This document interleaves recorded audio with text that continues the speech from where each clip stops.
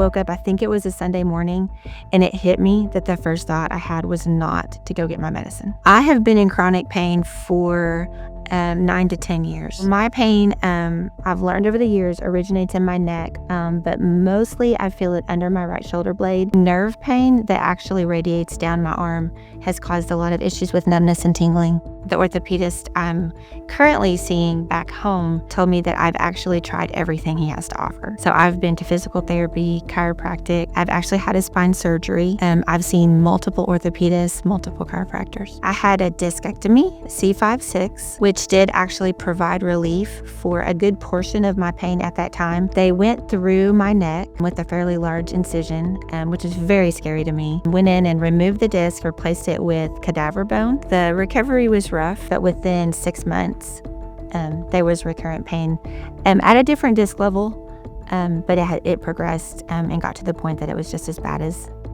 before surgery. I don't ever want to go through that again. Well, and I'll just say I'm a health coach, and I feel like my job and my mission is to help other people find solutions. It's been a pretty emotional thing for me, the way it's affected my sleep, the way I haven't been able to find an answer for myself. But once I started getting relief, it made me realize how much I was really struggling. Whenever Caleb, my son, shared the podcast with me and said, "Mom, this sounds like what you deal with. I think you have adhesions," I literally had this spark of hope because I was just so desperate to find something that would help me. And I was also super frustrated because I felt like I had done everything right. I feel like that I had tried everything. It's not like I, wasn't willing to try anything. I've done the physical therapy, I've done the appointments, and whenever they just don't help, it gets really old. And so I had this spark of hope, and I was like, I hope they can get me in tomorrow. I was terrified that it wasn't gonna help. I was trying to prepare myself. Like, I've tried so many other things, and I don't know why I just immediately was so hopeful. I think I was just in a lot of pain. Feeling like I had almost tried everything, and it's like, oh my goodness, is there actually one more thing I can try?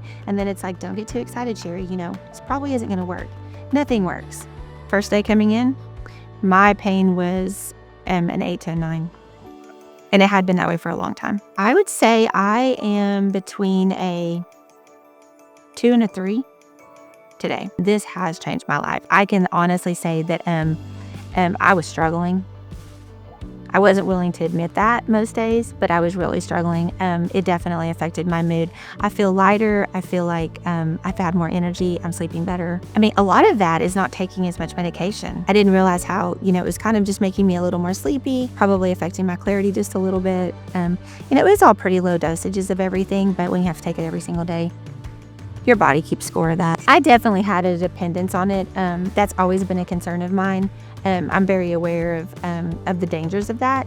But I had to make the decision, am I going to allow myself to be dependent on this and keep moving and keep going and keep doing, or just literally lay on the couch? The treatments are painful. 8 to 12 seconds of searing pain. I would call it searing nerve pain, and it almost literally feels like you can actually feel the adhesions breaking up. The searing pain is followed by, it just feels like the nerves throughout your entire body just kind of like release. It's amazing. This doesn't feel good.